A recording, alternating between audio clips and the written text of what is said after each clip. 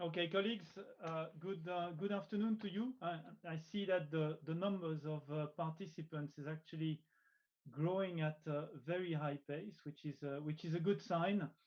It's a pleasure for me, on behalf of the European Commission, to welcome you to this side event celebrating the 5-year anniversary of the special session on drugs of the UN General Assembly, UNGASS, our mother of us all, our reference, really.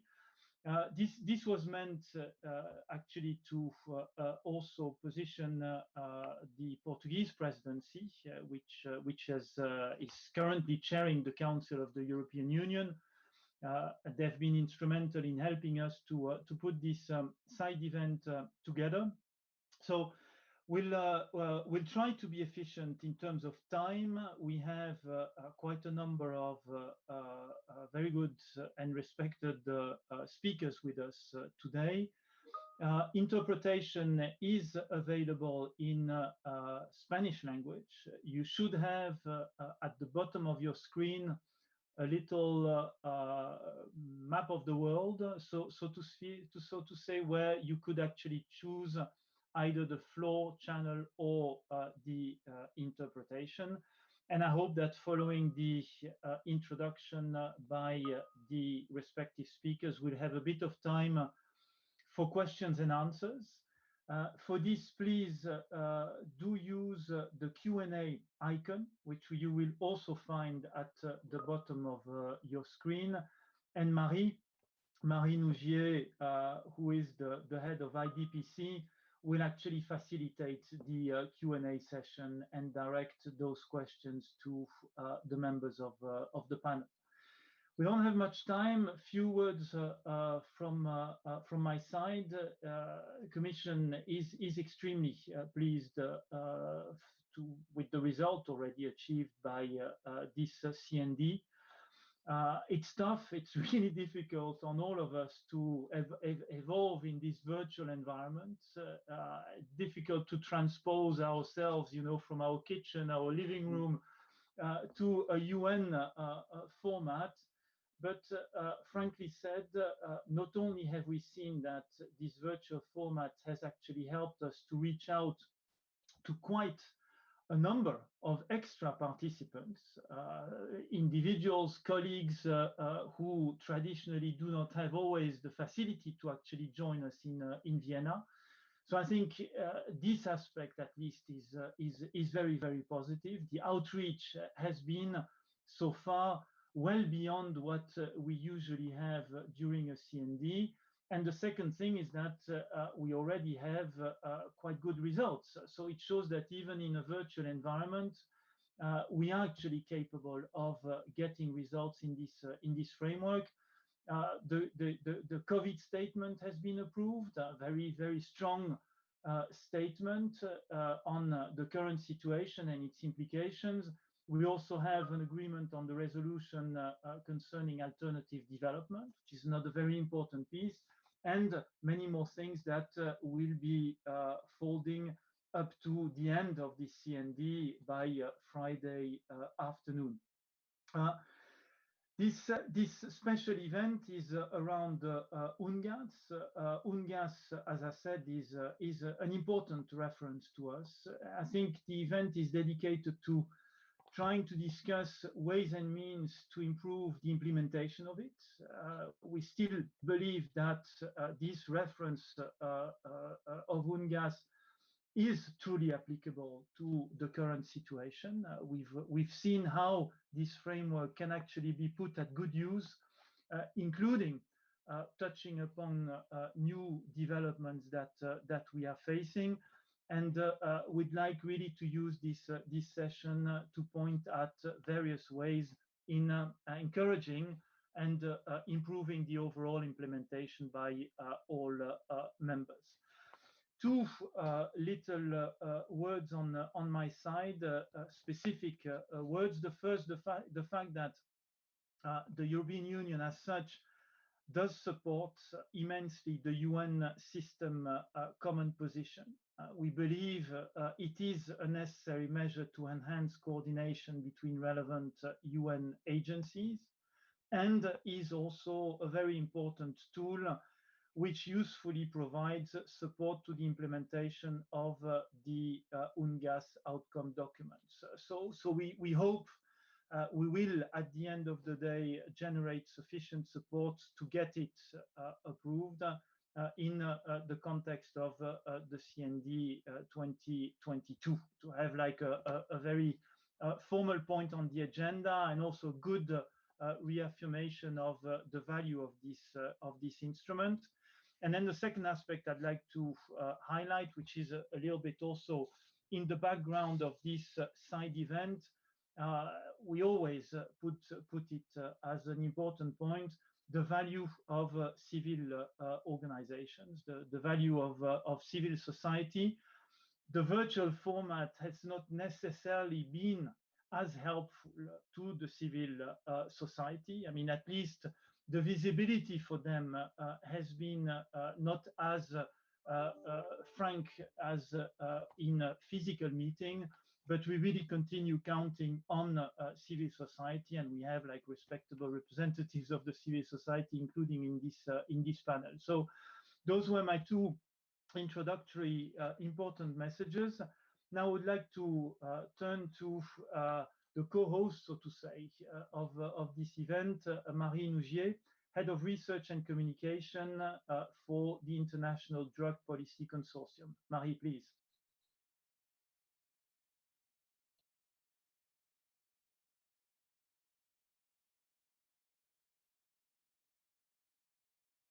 Good morning, everyone. Good afternoon and good evening, depending on where you are based. I hope you can see my presentation.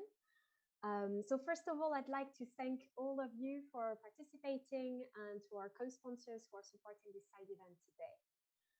As Mr. Odini said, I work for the International Drug Policy Consortium, which is a global network of over 190 NGOs that come together to promote drug policies that advance social justice and human rights. At the occasion of the 5-year anniversary of the 2016 UNGASS, IDPC published a report that looks back at the implementation of some of the most progressive aspects of the outcome document.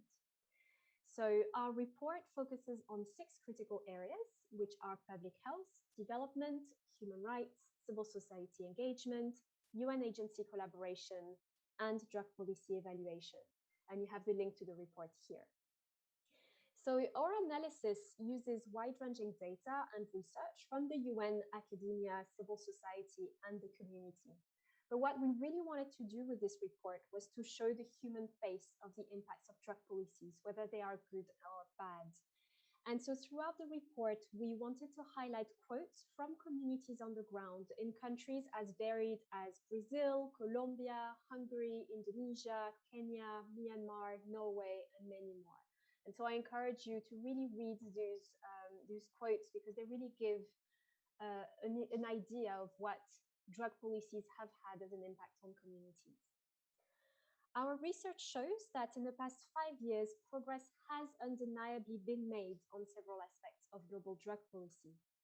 A major win since the UNGASS is the fact that UN debates on drugs are no longer separated from debates related to human rights, to health, gender, and development. And the adoption of the UN System Common Position on Drugs has been a significant milestone in promoting more coherence in the UN family around drug policy issues. And the same goes, for example, for the International Guidelines on Human Rights and Drug Policy, which are the first of their kind. At national level, more jurisdictions have decriminalized drug use, including since 2016 Antigua and Barbuda, Belize, Ghana, South Africa, and various US states. And more states, for example, have also adopted medicinal cannabis schemes, including since 2016 Bolivia, Denmark, Mexico, Peru, Slovenia, South Africa, South Korea, and Thailand. And of course, the CND voted to recognize the medicinal value of cannabis at international level last December. In terms of harm reduction services, these have extended to a certain extent in sub-Saharan Africa. However, available data and testimonies from the ground also show that meaningful change for communities affected by drug control have yet to materialize. Billions of people in need continue to be denied access to essential medications for treatment of pain and palliative care. People who use drugs continue to be criminalized in 85% of countries around the world, and at least 550,000 people are currently in prison for drug use. The ongoing criminalization of people who use drugs fuels stigma and discrimination, and it creates a major structural barrier to access to harm reduction and treatment services. Access to these services remains unjustifiably restricted, with only very little progress in availability and access since 2016. And some countries which had harm reduction services available before 2016 have now closed them down. And this is the case, for example, in countries like Brazil, Bulgaria, Romania, and the Philippines. As a result of all this, 585,000 preventable drug use-related deaths were recorded in 2017, and this represents a life lost every 54 seconds. More generally, people continue to be incarcerated in overcrowded prisons for disproportionate amounts of time, generally for non-violent drug offenses. It's estimated by UNODC that 2.5 million people worldwide are sentenced for drug offenses, representing 1 in 5 people deprived of liberty. Women are disproportionately affected. Those incarcerated for drug offenses globally represent 35% of the total female prison population. Hundreds of thousands more people are detained against their will in compulsory drug detention centers and in private rehabilitation clinics where they suffer humiliations, ill treatment, and forced labor. 3,000 people are currently on death row for drug offenses, while people suspected of drug offenses continue to be victims of racial profiling, gender-based violence, and extrajudicial killings in many contexts.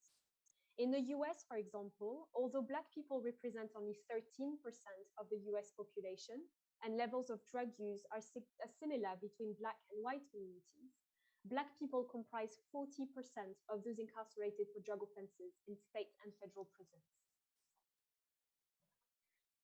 Farmers cultivating illegal plants like coca or cannabis continue to face forced eradication campaigns, health harms caused by the use of chemicals, and violence at the hands of law enforcement and sometimes military forces. And in parallel, civil society space has become increasingly restricted at both national and international levels, while the meaningful involvement of people most affected by drug policies remains hampered by criminalization and stigmatization. So on balance, the positive reforms that have been observed in some countries and jurisdictions has not necessarily been able to counterbalance the lack of progress made in others, nor the concerning moves towards even more punitive approaches and more repression in countries like Brazil, Colombia, Hungary, the Philippines, the Russian Federation, and others since 2016. In many respects, the COVID-19 pandemic has not started, but it has exacerbated this already dire situation. But it has also been an opportunity for civil society to clearly highlight the need for urgent reforms. And I would like to conclude with 8 recommendations here, which are much more detailed in the final section of our report. Firstly, ensure the meaningful participation of civil society, in particular affected communities at all levels of drug policy making, implementation, monitoring, and evaluation. Second, ensure the wide dissemination and operationalization of the UN System Common Position and a stronger, adequately funded role for its implementation task team. Third, improve access to and sustainable funding for harm reduction, voluntary drug dependence treatment, and controlled medicines. Fourth, adopt development-oriented drug policies that truly address the poverty, marginalization, lack of access to land and basic services in both rural and urban areas, including for women, ethnic minorities, racial minorities, and indigenous groups. 5, review drug laws and policies to remove all punishments for drug use and possession for personal use, ensure proportionate penalties and sentencing practices, use meaningful alternatives to incarceration and punishment, and ensure access to legal aid, with the goal of using prison only as a means of last resort. 6, abolish the death penalty in all circumstances. 7, ensure timely access to justice and reparations for survivors of human rights violations committed in the name of drug control. And 8, reduce the prominence of indicators in evaluation of drug policies that focus exclusively on overall scale of illegal drug markets and focus instead on more meaningful indicators to measure progress towards protecting health, improving human rights, welfare, gender equality, social justice, and reducing levels of violence. In closing, I just wanted to leave you with this quote from a woman who uses drugs in Kenya, which I think really shows how positive reforms can truly impact the lives of people on the ground. So she tells us that the harm reduction program in Kenya has expanded from the initial 60 in 2014 to over 7,000 in 2021. Several other partners have come in to support women who use drugs.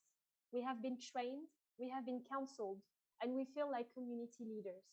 At this point, we are able to provide leadership to our peers, something we could never do without therapy. So with these words, I will stop here and I look forward to the discussion.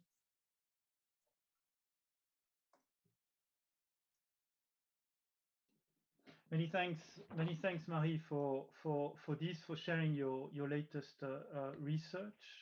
I think acknowledging the important step being taken in terms of reform, also quite the substantial still work to be done, problems still on the discrimination side, the fact that prevention and treatments are not properly still recognized. And thank you also, and full support on our side on your 8 commandments at the end, which should, I think, continue guiding us in all the work we are doing.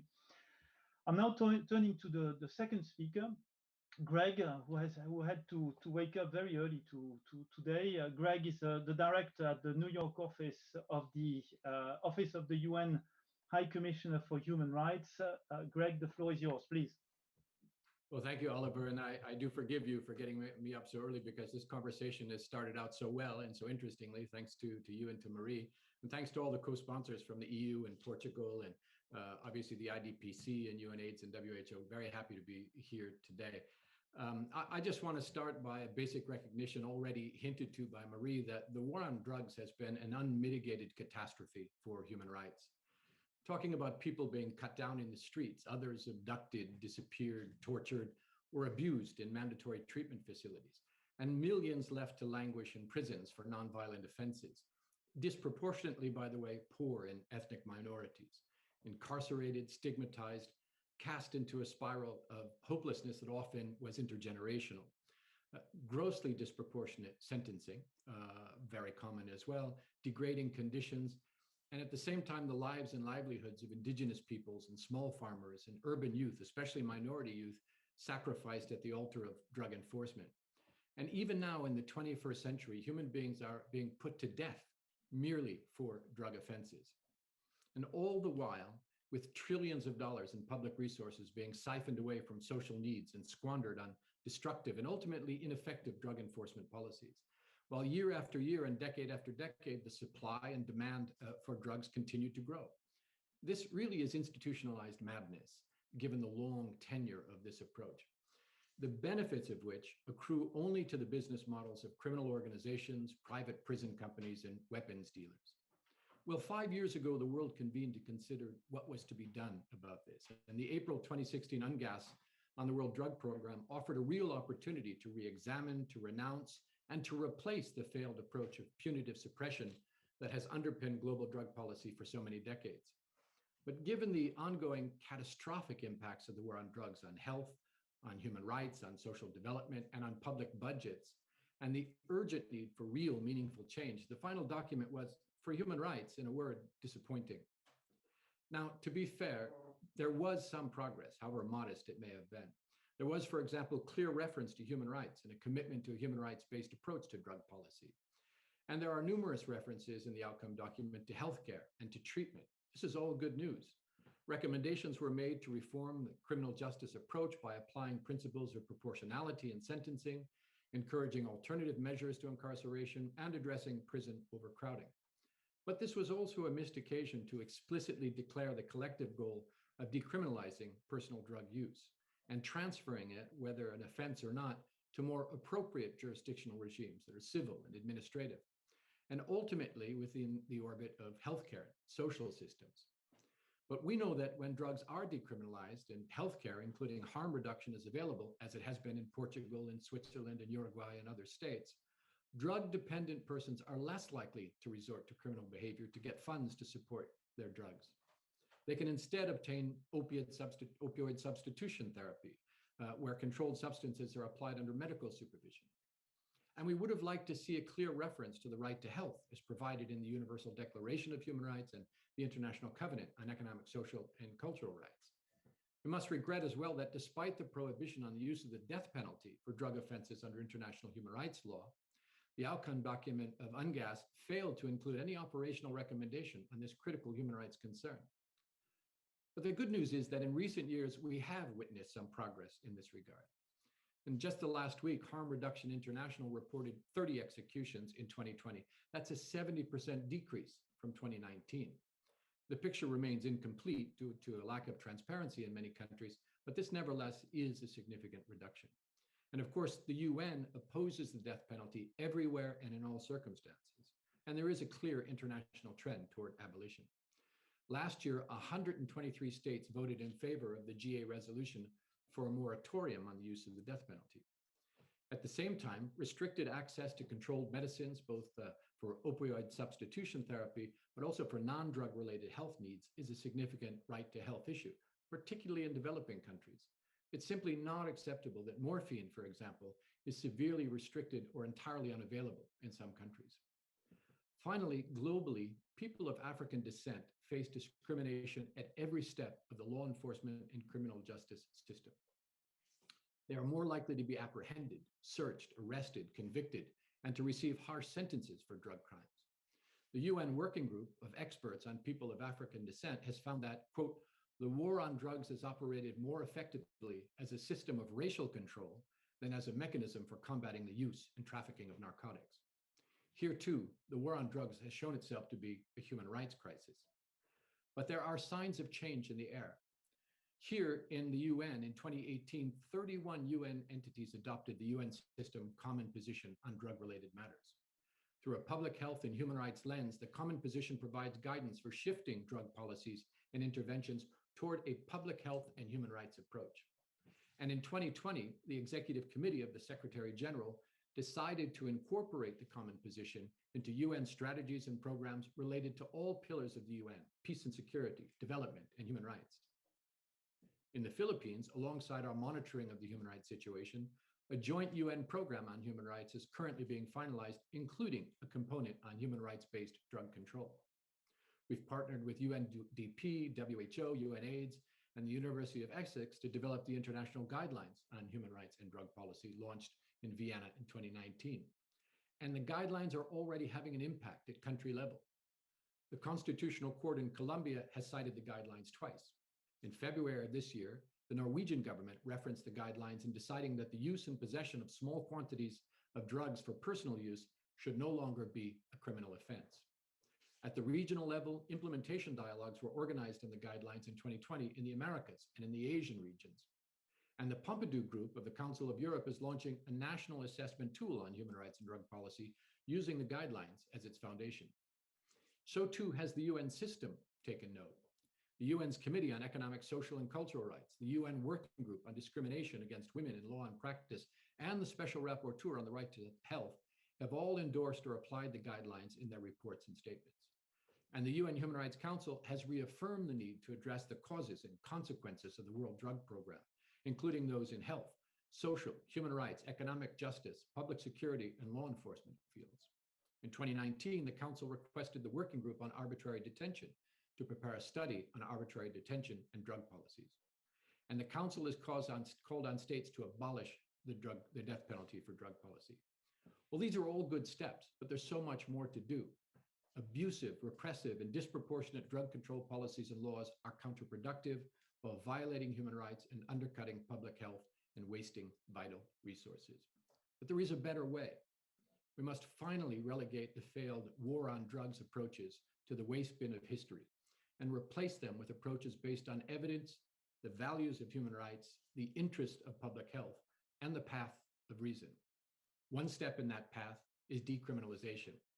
And I think now we're going to see a very short 2-minute video on decriminalizing drug use produced by the Office of the High Commissioner for Human Rights together with the International Drug Policy Consortium, the International Network of People Who Use Drugs. With that, we'll go off to the video. Thank you very much.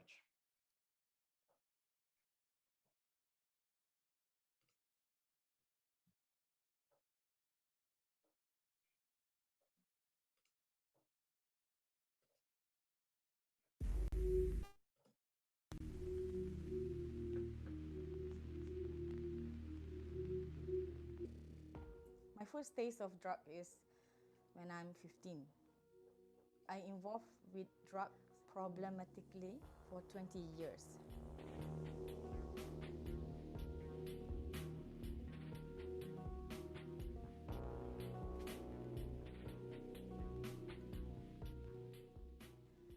I was sentenced to prison for 2 times for a small possessions of heroin during that time, and 2 times to rehab center.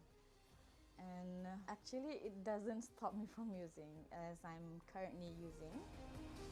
The so-called war on drugs is given by the idea that crackdown on people who use drugs or who are involved in the drug trade, the drug problem will go away. 20% of the prison population now in detention for drug-related offenses, including for personal use of drugs. People who use drugs do not forfeit their human rights by virtue of their drug use. And that in parallel, we ensure that their other rights are met as well, in particular, the right to the highest attainable standard of health. We are witnessing, in some cases, increasing human rights violation related to the drug control efforts. This includes extrajudicial killings. The fear of criminalization, of arrest, and of punishment acts as a huge structural barrier that drives people away from seeking health and harm reduction services, such as HIV prevention services, needle and syringe programs, for example, and has led to an epidemic of HIV amongst people who inject drugs globally. With the criminal record that I hold as a prisoner for a small possession of heroin at that time, there's no way that I can do even e-hailing job. I cannot do Grab, or I cannot help others. We are asking state to change to move from the punitive approach. Policy changes could also help the criminal justice system to take away the pressure from them only for this crime.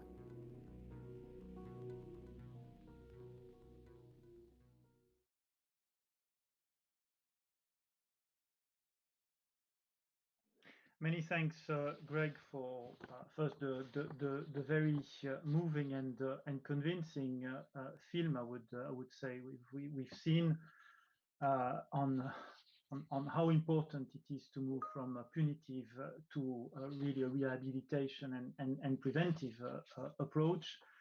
Thank you as well for very strong call on your side, putting really at the core the missing aspects in terms of human rights respect. I think this is fundamental. This always brings us back to the very essential aspect in what should guide us into any policies in this area.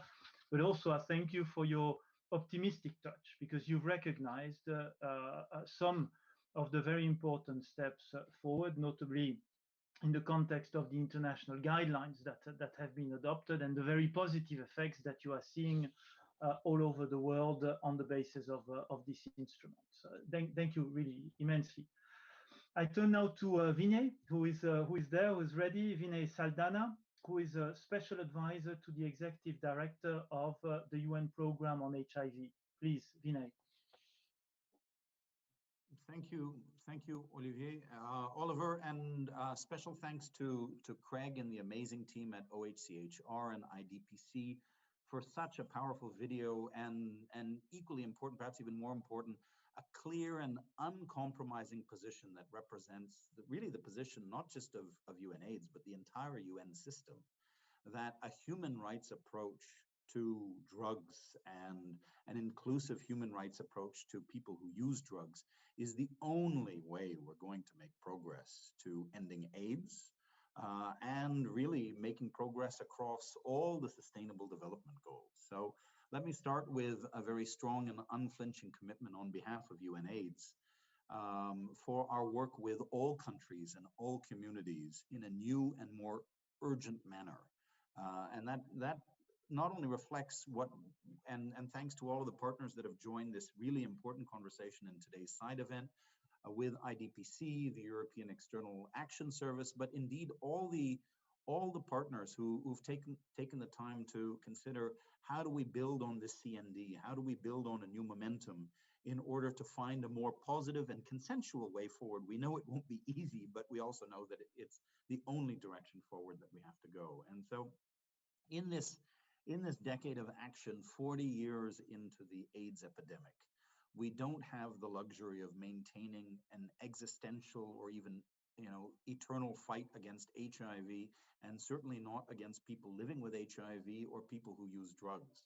And if there's one of the most critical lessons we've learned in recent years is that every country has taken an ambitious commitment, not just to fight AIDS, but to end the AIDS epidemic by 2030. And so in this decade of action, that requires taking a new, much more ambitious, much more urgent and holistic approach to ending the AIDS epidemic, not only in every country, but in every community, including in the communities of people who use drugs and in prisons and in other closed settings. And so it's really this kind of ambition that UNAIDS was asked by our board, our program coordinating board, to develop a new global AIDS strategy. I'm not going to take the time to go through all the details of the strategy, just to say after 15 months of hard work and some of the most extensive analysis of data and synthesis of evidence-based policies and programs in the 25-year history of UNAIDS, we're very proud to share with the side event that the Global AIDS Strategy was adopted by the UNAIDS board last month by consensus. And it's important also to highlight that this is not a UNAIDS strategy, that this is a global AIDS strategy, in that it belongs to all countries and all communities, and it really requires this new commitment that I started with to remain meaningfully engaged with all countries and all partners, and including all those countries and partners that might hold different political or policy views, because we need to build on the consensus adoption of the Global AIDS Strategy to really transform the Global AIDS Strategy into practice in every country and every community.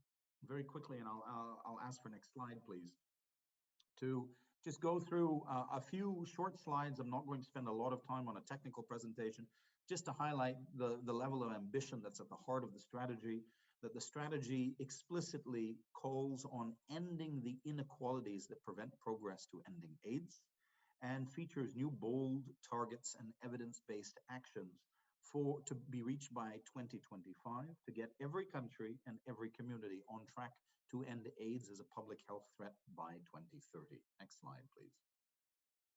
Very quickly here, you'll see all the elements of the strategy. I'm not going to break them down, but there are three very different and very distinct strategic priorities. And really my point here is that this is not a pick and choose menu. We can't say, oh, well, prevention's really important, but human rights in the context of HIV is not so important, or that financing or systems for health or integrated services are of secondary importance. This really gets across the fundamental understanding behind the Global AIDS Strategy that all components are equally important, and they're mutually reinforcing that they really need to be implemented as a comprehensive package, using an inequalities lens that really focuses on addressing and ending the inequalities that are leaving people behind, not only vis-a-vis the Sustainable Development Goals, but in particular key populations and their partners, people who use drugs, who are consistently and systematically still being left behind, including in the global HIV response. Next slide, please. And I won't again go through all the details here. Let me just highlight a couple of what I consider to be extremely important high-level targets that have been adopted as part of the comprehensive package of the Global AIDS Strategy. The first one in the top right in red is that 95% of people at risk of HIV infection should not only have access to, but should be using effective evidence-based combination prevention options by the end of 2025. And I won't go through the data, but we are very, very far from that point, even in early 2021. And it's going to take a heavy lift to really focus on how do you not just scale up, but ensure the consistent use of effective quality, community-led and community-based low threshold harm reduction services, needle exchange programs, substitution therapy programs, using a human rights lens and an inequalities lens. Another one equally important are the new, many of us are familiar with the 90-90-90 targets. Of course, unfortunately, they were not achieved by the end of 2020, but the strategy features the 95-95-95 targets for testing, treatment, and viral suppression by the end of 2025. But please don't get focused only on the abstract 95 targets.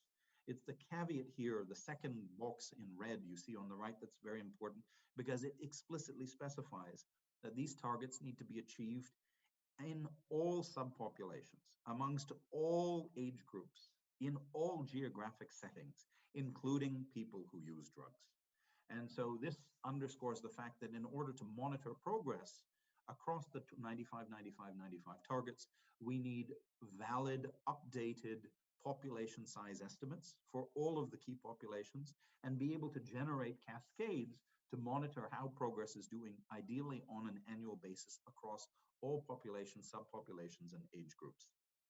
And equally important is the third target here, which is 90% of people living with and people at risk to HIV should be linked to people-centered and context-specific integrated services for other communicable diseases, including and explicitly in the strategy, in the Global AIDS Strategy, drug and substance abuse and other services they need for their overall health and well-being. So it's really a call to take a comprehensive human rights-based approach to the needs of all key populations and all people living with HIV. Very quickly, and I'll go through just a couple more slides.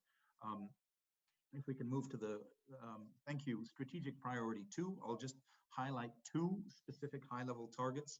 One is that 80% of service delivery for HIV prevention programs should be delivered by key populations and community, key population, and women-led organizations themselves. This is also another ambitious change, and this is very much evidence-based, because where we see services being not just implemented with the participation of, but with key populations and community-based populations in the lead, we see much more effective and much better impact from these sorts of services. And also the 10-10-10 targets, I won't take a lot of time to break them down, I'll just leave you with one of the 10-10-10 targets, and that's explicitly that by the end of 2025, less than 10% of countries should have punitive legal or policy environments that lead to the denial or limitation of access to HIV-related services. So this is going to be also a major lift to really engage, reform, transform the whole environment around punitive legal and policy environments to really make it not only effective for more effective HIV responses, but equally so using a human rights lens, using a community-based lens that really puts people in the center. Very quickly, and if I can move on to the third slide, please. This is strategic priority 3 around resources and systems. And it specifically features, and you see it on the top right, not only a call for HIV investments to be increased to $29 billion in low and middle income countries by the end of 2025, but extremely important within that, a complete reprioritization of how the resources are going to be used to really put the resources into the evidence-based interventions and policy areas that really make a difference, and stop spending very precious resources on things that don't make a difference and don't save lives. You can see that in the next slide, a really significant change in how the resources between 2019 have been spent until now. And so it calls for not only a significant increase in resources, especially for combination HIV prevention, but also for community-based and community-led services and integration, and for addressing the societal enablers that I referred to earlier. Last couple of slides, and I know we're short on time, so next slide if we could. This is what we consider to be most precious in the strategy, that if all the targets and commitments will be met, the number of new HIV infections globally will be reduced to less than 370,000 by the end of 2025. The number of AIDS-related deaths would be reduced to less than 250,000 by the end of 2025. This is not the end of AIDS. This is what the world needs to achieve, and every country, and there's disaggregated data for populations and for countries on how to reach this by the end of 2025, so that every country and every community can get on track to end AIDS by 2030. And then the last slide in conclusion, just a few short words on the importance of the UN Common Position and the upcoming high-level meeting on AIDS. First, since the adoption of the Common Position in November 2018, rest assured that for no UN agency, it has been a static policy document. We have seen since its adoption ever closer collaboration between UN system entities and agencies to support its implementation. Of course, the lead in this is not UNAIDS, the lead of this is UNODC, and we are so proud and fully supportive of the very strong leadership of UNODC and its executive director to take forward the UN Common Position across the entire UN system. And not just within the UN system, but also how the UN system engages with countries, civil society, and extremely important technical partners such as IDPC. I would say that UNODC's commitment as a co-sponsor of UNAIDS, and indeed UNAIDS support to the leadership role of UNODC as the UN lead on harm reduction and on HIV prevention, treatment, and support in prisons, and closed settings is stronger than ever. Finally, just a couple of short words about the upcoming high-level meeting in June. The formal process, or rather the informal negotiations on the political declaration, are likely to start in early May, and they will be led by the two co-facilitators appointed by the President of the General Assembly. The two co-facilitators are the ambassadors of Namibia and Australia, based in New York. And so now's the time really to be reaching out to clarify the importance of drug policy issues in the high-level meeting political declaration. Now's the time to be reaching out to all delegations, including those delegations, as I referred to earlier, that may not always support explicit, positive, progressive language around harm reduction, needle exchange, opiate substitution therapy, explicit naming of key populations in the political, this or that, or other political declarations or UN resolutions or documents. Because the world needs a new high-level meeting political declaration that does not move backwards, does not stand still, but moves ahead consistent with the level of ambition of the Sustainable Development Goals and the Global AIDS Strategy. And of course, we can't reach that without every country and every community, including the community of people who use drugs, on track to end AIDS by 2030. Thank you very much, and Oliver, back to you.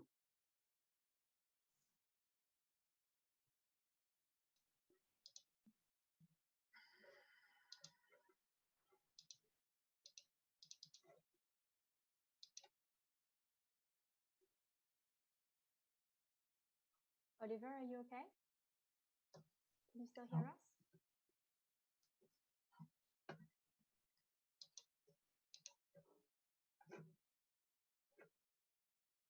Okay, I think Oliver is having some technical difficulties.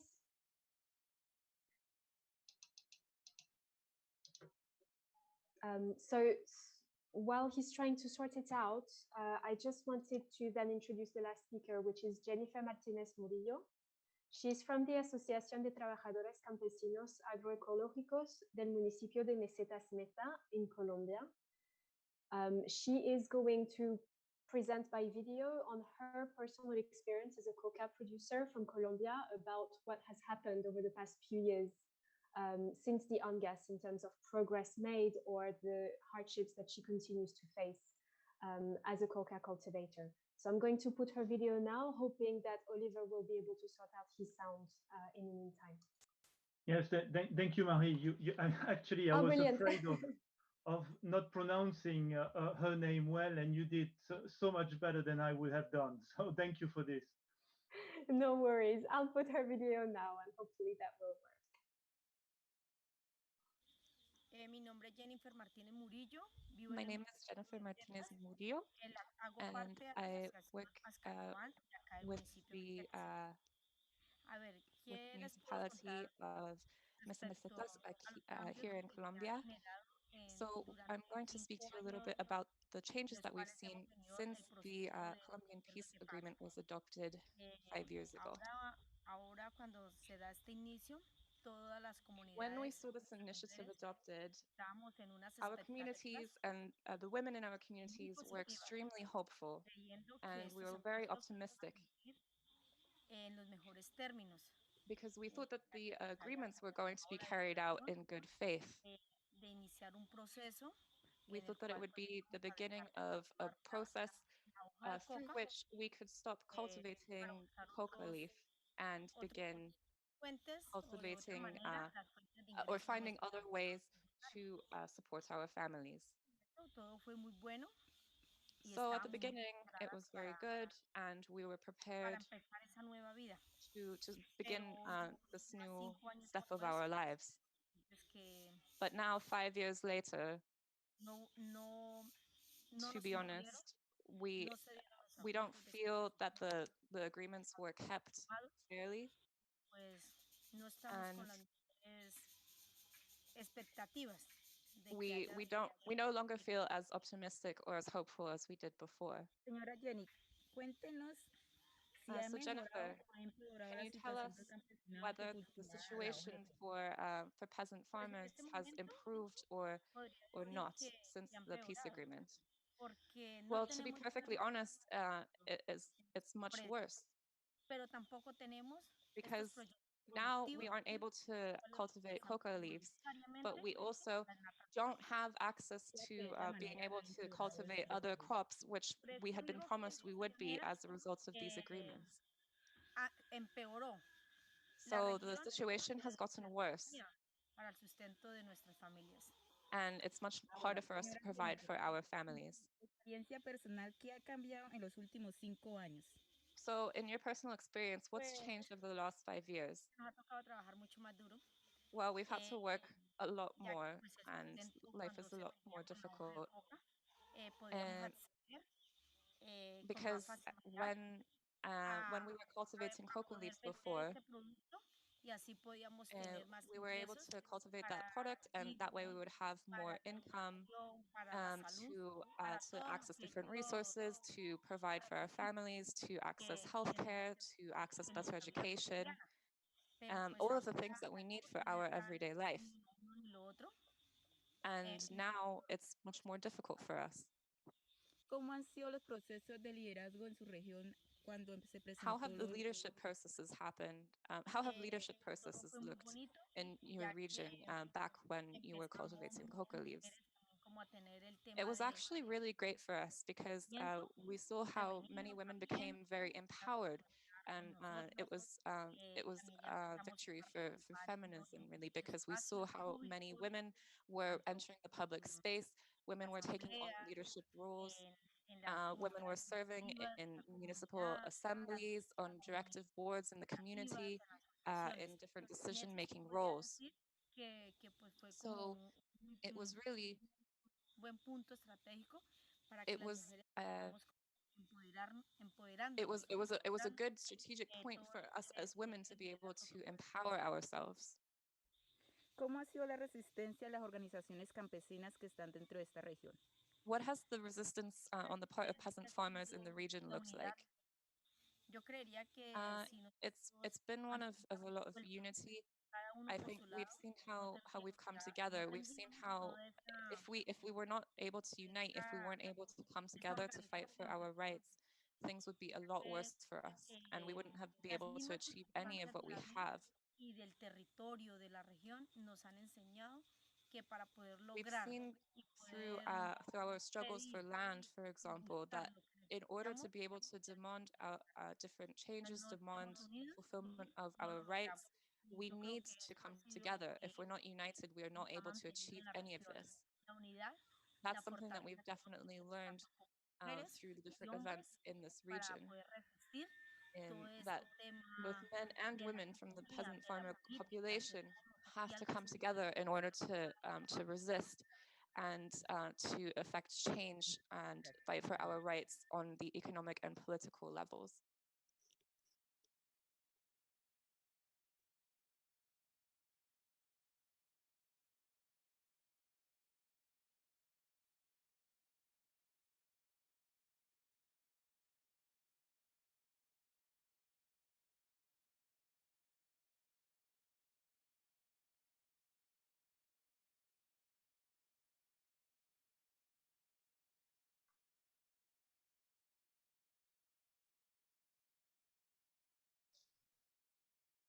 Okay, I think there are no questions. So Oliver, I don't know if you would like to say a few words of conclusion before we close the event.